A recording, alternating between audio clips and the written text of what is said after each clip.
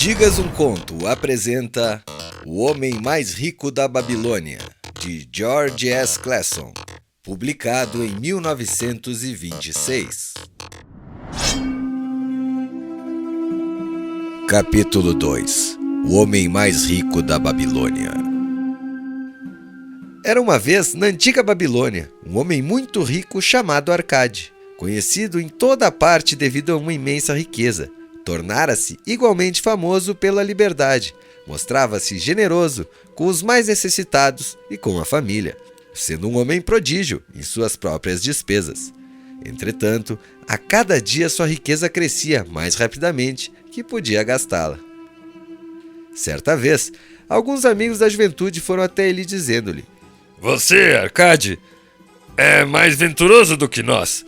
Você se tornou o homem mais rico de toda a Babilônia. Enquanto nós lutamos para sobreviver, você pode usar as mais finas roupas e degustar as mais requintadas iguarias. Enquanto nós devemos nos dar por satisfeitos se apenas propiciamos à família uma indumentária decente e alimentamos com a melhor maneira possível. Contudo, algumas vezes somos iguais. Tivemos o mesmo professor, participamos das mesmas brincadeiras. E nem nos estudos nem as brincadeiras você se sobressaiu mais do que nós. E nos anos que se seguiram você foi um cidadão tão honrado quanto nós. Tampouco trabalhou mais duro ou mais assiduamente, pelo menos até onde sabemos. Por que não deveria o caprichoso destino escolher-o para gozar de todas as coisas boas da vida e ignorar-nos a nós? Igualmente somos merecedores?" Após o que Arcade protestou dizendo: "Se vocês não adquiriram mais do que uma pobre existência desde os tempos em que éramos jovens, isso se deve a que não conseguiram aprender ou não observaram as leis que governam a acumulação de riqueza. O voluntarioso destino é um Deus cheio de malícia, que não assegura um bem duradouro para ninguém. Ao contrário, ele traz ruína para quase todo homem sobre quem faz chover o ouro não conquistado. Ele produz gastadores libertinos, que logo dissipam tudo o que recebem e se deixam dominar pelos mais extravagantes apetites, que nem sempre podem satisfazer.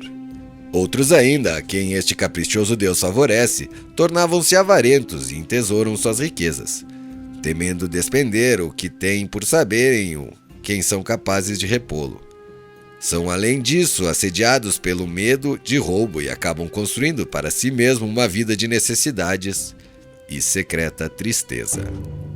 Há provavelmente outros que conseguem dinheiro fácil e o aumentam, sem deixar de se sentirem felizes e abastados cidadãos, mas são tão poucos que só sei deles por ouvir dizer. Pensem nessas pessoas que de repente se viram herdando uma riqueza e confiram se as coisas não se passam assim." Os amigos admitiam que o respeito dos conhecidos que tinham herdado uma fortuna, aquelas palavras, eram realmente verdadeiras e suplicavam-lhe que explicassem como tinham conseguido juntar tantos bens. Ainda em plena juventude, continuou Arcade, eu olhava em minha volta e observava todas aquelas boas coisas capazes de propiciar felicidade e contentamento. Percebi então que a riqueza aumentava ainda mais a potência delas. A riqueza é um poder. Com a riqueza, muitas coisas se tornam possíveis. Este pode embelezar sua casa com móveis mais refinados. Aquele pode viajar pelos mares distantes. Este outro pode regalar-se com as mais finas iguarias de terras longínquas. Outro pode comprar ornamentos lavrados em ouro ou cravejado em pedras preciosas. Pode-se mandar construir templos magníficos para os deuses. É possível, enfim, fazer todas essas coisas e muitas outras onde sempre haverá deleite para os sentidos da gratificação da alma. E quando percebi tudo isso, declarei a mim mesmo que reivindicaria o meu quinhão entre as boas coisas da vida. Não seria nenhum desses que se mantém à distância, observando invejosamente os prazeres do outro. Não me contentaria em vestir roupas baratas, que parecem respeitáveis. Não me daria por satisfeito com parte que cabe a um homem pobre. Ao contrário, faria de mim mesmo um conviva nesse banquete de boas coisas. Sendo, como sabem, filho de um homem humilde, comerciante, membro de uma grande família sem qualquer expectativa de herança, e não me achando dotado, como me disseram vocês com tanta franqueza, de poderes superiores ou talentos especiais, decidi que realmente quisesse conseguir tudo o que desejava, precisaria basicamente de tempo e estudo. Todos os homens têm tempo em abundância. Cada um de vocês vem deixando escapar tempo suficiente para tornar-se rico.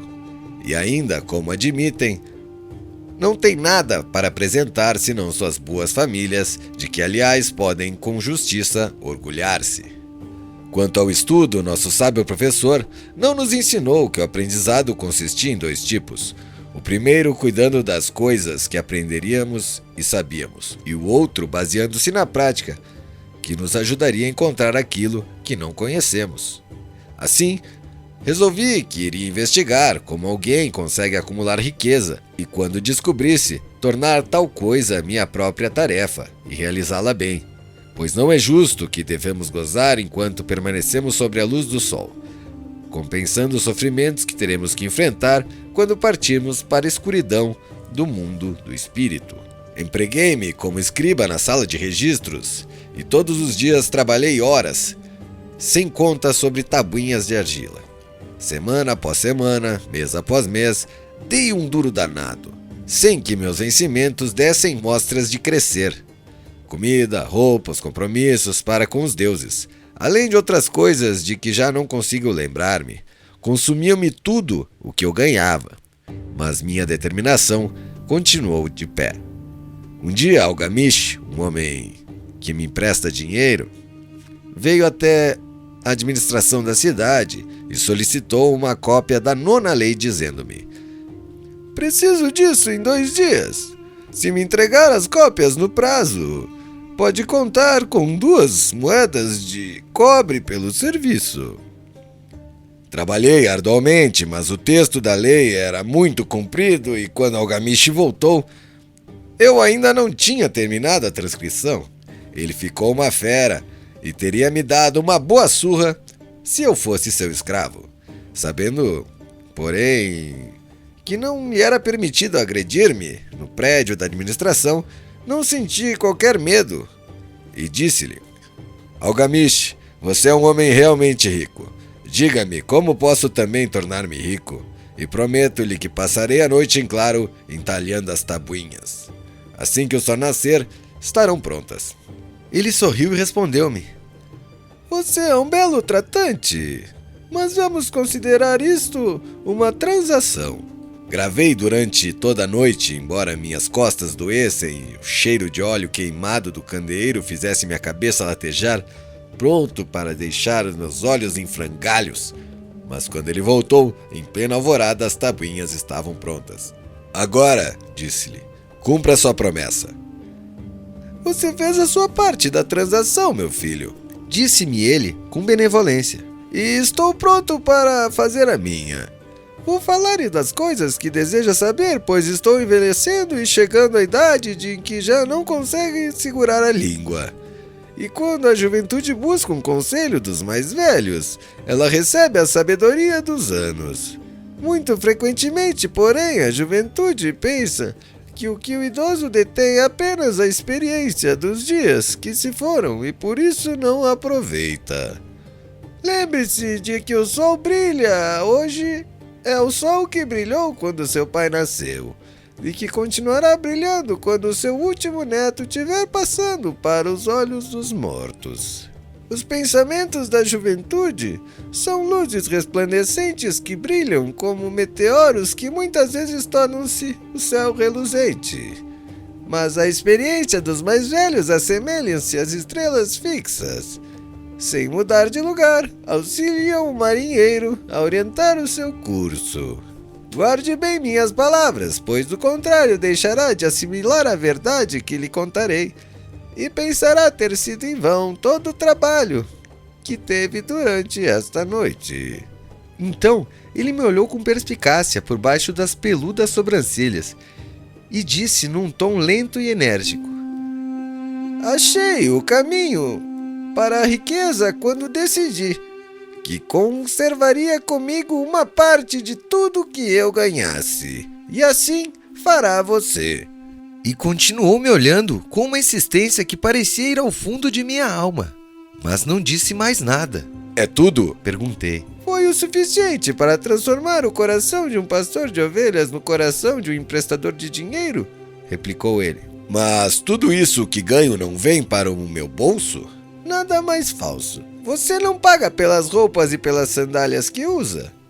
Não paga pelas coisas que come. Consegue viver na Babilônia sem fazer despesas? O que tem para apresentar do que recebeu no mês passado? De tudo quanto ganhou no último ano? Louco? Você paga a todo mundo, menos a si mesmo. Idiota! Está trabalhando para os outros. Bem melhor do que isso faz o escravo. E assim para o seu dono em troca de roupa e comida. Se guardasse para si mesmo 1/10 de tudo que ganha, quanto teria em 10 anos? Meu conhecimento dos números não me desamparou e respondi. Ora, o equivalente a 1 ano de trabalho. Pois está dizendo apenas meia verdade. Retorquiu ele.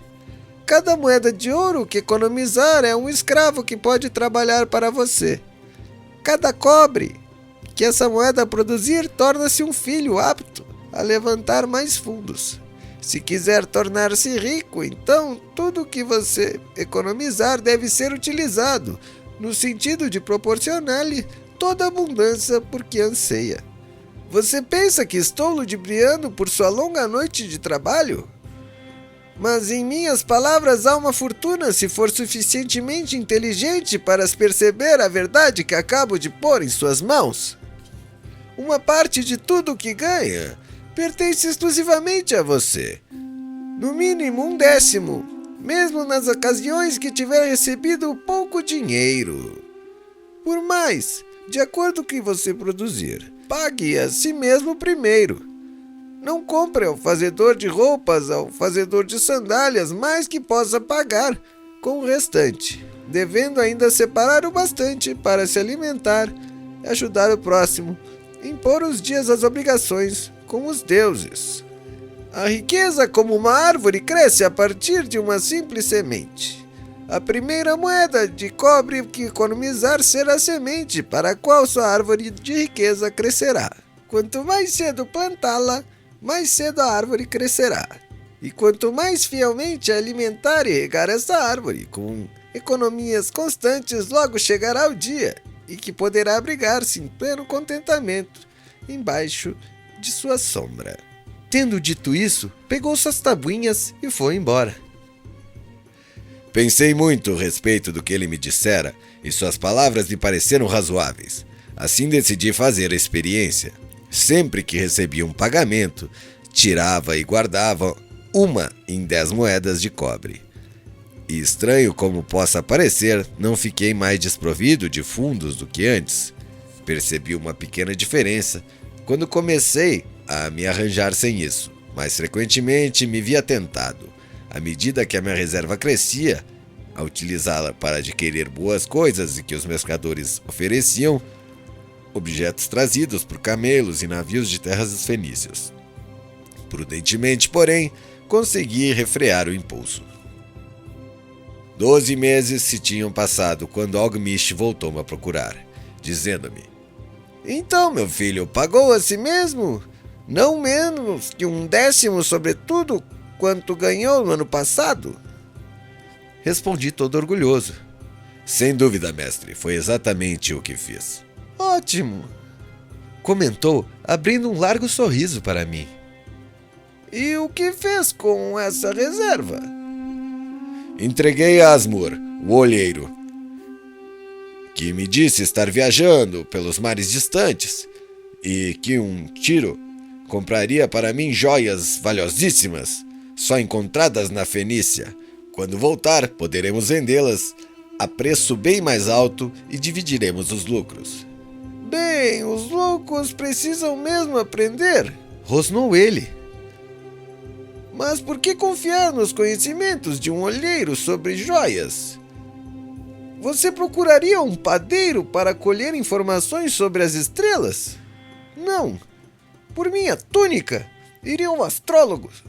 Se você tivesse pelo menos uma cabeça para pensar. Suas economias se foram, meu jovem. Você arrancou sua árvore das riquezas pelas raízes.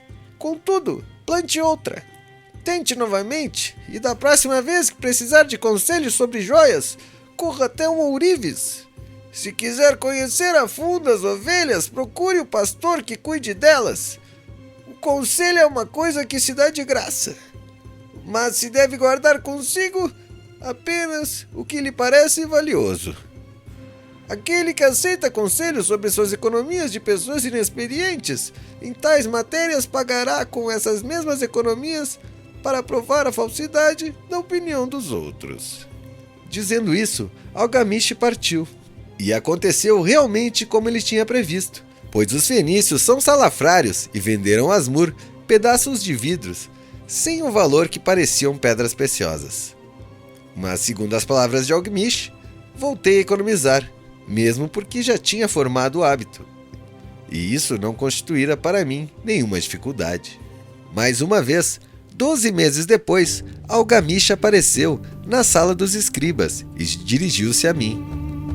Que progresso andou fazendo desde a última vez que nos vimos? Paguei a mim mesmo religiosamente, respondi, e confiei minhas economias a Agar, o fazedor de escudos, para comprar bronze. A cada 4 meses ele me paga uma parte dos lucros. Ótimo! E o que tem feito com o dinheiro extra? Dei uma festa com mel, vinho e iguarias de primeira. Comprei também uma túnica escarlate. Qualquer dia desses devo comprar um burrico para meus deslocamentos. Algamish não disfarçou o riso. Você está comendo os filhos de suas economias. Como pode esperar que trabalhem para você? Como eles mesmos poderão ter filhos que venham produzir mais renda para você? Primeiro reúna um exército de escravos dourados, e só então poderá refestelar-se com banquetes ricos, sem sentir remorsos. E assim dizendo, partiu novamente. Não voltei a vê-lo durante 2 anos, até que reapareceu o rosto sulcado pelas rugas, os olhos visivelmente cansados, pois ele se achava então numa idade bastante avançada. Disse-me: Arcade, conseguiu, afinal, obter alguma riqueza com o que tanto sonhava? Respondi-lhe: Ainda não, tudo o que desejo, mas tenho algumas coisas que rendem muitos bons lucros, que por sua vez fazem outro tanto. E você ainda busca conselho de oleiros? Bem, o que eles dizem sobre como fabricar tijolos é realmente muito bom. Retorqui: Arcade, você aprendeu bem as lições. Aprendeu a viver com menos que podia ganhar. Depois aprendeu a aconselhar-se junto àqueles cuja competência deriva de suas próprias experiências. E finalmente aprendeu a fazer o ouro trabalhar para você. Você ensinou a si mesmo como adquirir dinheiro, poupá-lo e usá-lo. Portanto, condições para ocupar as posições de confiança. Estou me tornando muito velho. Meus filhos só pensam em gastar e não dão a menor importância para meus ganhos. Meus negócios são grandes, e até grandes demais para que eu possa cuidar de tudo. Se você concordar em ir para Nippur, a fim de tomar conta das terras que possuo na região, torná-lo-ei o meu sócio, e você participará do meu testamento. Assim, fui para Nippur e comecei a administrar suas propriedades, que eram imensas. E como estivesse cheio de ambição e dominasse as 3 leis que ensinam a lidar de maneira exitosa com a riqueza, tive condições de aumentar ainda mais o valor de seus bens. Prosperei muito, e quando o espírito de Algamish partiu para a esfera da escuridão, vi-me como um beneficiário legalmente reconhecido de sua herança. E assim falou Arcade, e quando terminou sua narrativa, um dos amigos ali reunidos disse: Você inclusive deu a sorte de que Algamish tivesse dominado um de seus herdeiros. A minha sorte limita-se ao fato de que eu desejava prosperar antes de tê-lo encontrado na primeira vez. Não tive que provar durante 4 anos da minha determinação de propósito, reservado para mim mesmo 1/10 de tudo que eu oferia? Você chamaria de sortudo o pescador que, tendo passado anos estudando os hábitos dos peixes, por uma simples mudança de vento soubesse aonde jogar sua rede? A oportunidade é uma deusa desdenhosa, que não perde tempo com os que não estão preparados. Você teve uma tremenda força de vontade em continuar poupando, depois de ter perdido as economias do primeiro ano. Nisso, foi extraordinário. Força de vontade? Retorquiu Arcade. Bobagem! Você acredita que a força de vontade seja capaz de dar a um homem energia suficiente para erguer um peso que o camelo não pode carregar ou puxar? Ou uma carroça que os próprios bois não conseguem levar adiante? A força de vontade não passa de um propósito inflexível para dar conta de uma tarefa a que você mesmo se obrigou. Se eu determinar para mim mesmo uma tarefa, por mais boba que seja, terei de levá-la a cabo. Como poderia, de outro modo, ter confiança em mim para fazer outras coisas importantes? Se me dissesse, durante 100 dias, quando eu cruzar a ponte da cidade, apanharei uma pedra no chão e jogarei dentro do rio, eu o faria. Se no 7º dia passasse por ali, sem me lembrar da resolução tomada, não diria, amanhã jogarei 2 pedras ao invés de uma. Ao contrário, voltaria e atiraria a pedra no rio. Tampouco seria capaz de dizê-la pelo 20º dia. Arcade, isso não tem utilidade nenhuma que desse proveito para você tirar uma pedra do rio todos os dias? Arremesse logo um bom número delas e acabe com isso. Não, também não conseguiria pensar desse modo. Quando me decido por uma tarefa, vou até o fim. Consequentemente, tomo muito cuidado para não começar tarefas difíceis e impraticáveis, porque tenho meu conforto íntimo em alta conta.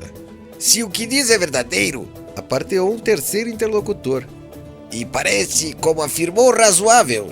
Sendo tão simples, se todos os homens o fizessem, não haveria bastante riqueza para todos? A riqueza cresce onde quer que os homens empreguem energia, replicou Arcade. Se um homem rico constrói um novo palácio para si, o ouro despendido vai embora? Não. O oleiro, o operário e o arquiteto participam desse ouro. E quem quer que trabalhe na obra participa dele, mesmo depois de construído. O palácio não vale tudo quanto custou? E o terreno sobre qual ele se ergue não passa a valer mais pelo próprio fato de abrigá-lo? E os terrenos circunvizinhos não se tornam igualmente valorizados? A riqueza cresce através de meios mágicos. Ninguém pode estabelecer um limite para isso. Não construíram os fenícios grandes cidades em costas inóspitas com a riqueza proveniente de seus navios mercantes? O que poderia nos aconselhar que também para nos tornarmos ricos? Perguntou outro amigo. Os anos passaram, nós somos mais jovens e não guardamos nada. Aconselho-os a fazer uso da sabedoria de Algmish e dizer a si mesmos: uma parte de tudo que eu ganhar pertence a mim. Digam isso pela manhã assim que acordarem, à tarde e à noite, todas as horas do dia. Digam isso a si mesmo até que as palavras se transformem em letras de fogo gravadas no céu. Impregninem-se com a ideia, ocupem toda a alma com esse pensamento. E assimilem tudo o que lhes pareça sábio. Separem não a menos 1/10 e economizem. Façam todas as despesas necessárias, mas poupem primeiro essa pequena cota. Cedo vão experimentar a deliciosa sensação de um tesouro cuja posse cada um de vocês tem legitimamente condições de reivindicar. Quanto mais ele cresce, mais se verão estimulados. Vibrarão com uma nova alegria de viver.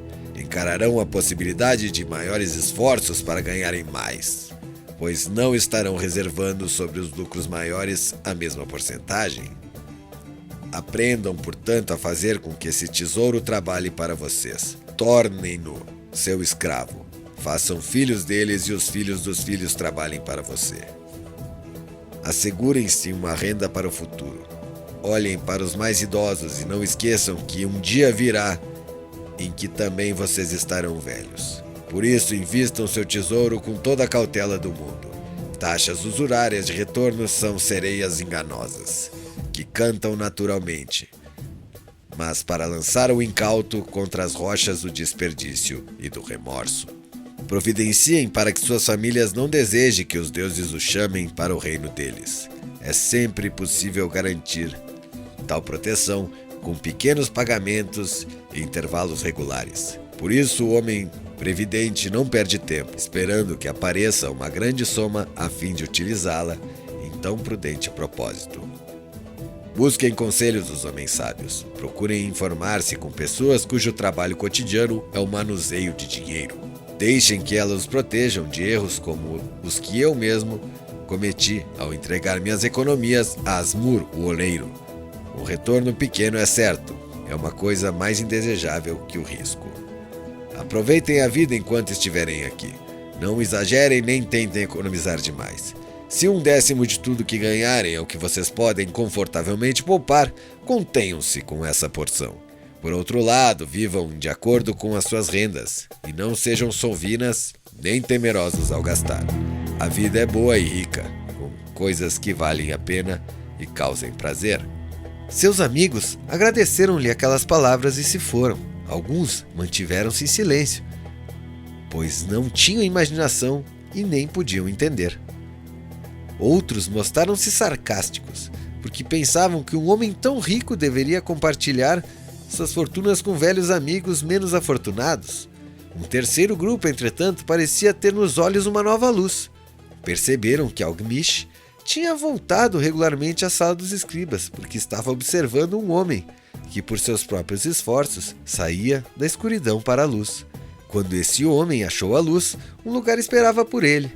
Ninguém podia ocupar mais esse lugar sem que, pelos próprios esforços, chegasse à compreensão, ou seja, até que ele estivesse pronto para a oportunidade. Os integrantes desse terceiro grupo foram os únicos que nos anos se seguiam, continuando visitando Arcade, que recebia cheio de contentamento, reunia-se com eles e transmitia-lhes de bom grado sua sabedoria, como gostam de sempre fazer os homens de grande experiência, e assistia-os quando a investirem suas economias naquilo que trouxessem lucros, evitando que apostassem em negócios que não rendessem dividendos. O momento decisivo na vida desses homens ocorreu quando compreenderam a verdade, que tinham passado de Algamish para Arcade e de Arcade para eles. Uma parte de todos os seus ganhos pertencem exclusivamente a você, a você, a você, a você. Narração: Diego Vezaro. Comente, Curta e compartilhe!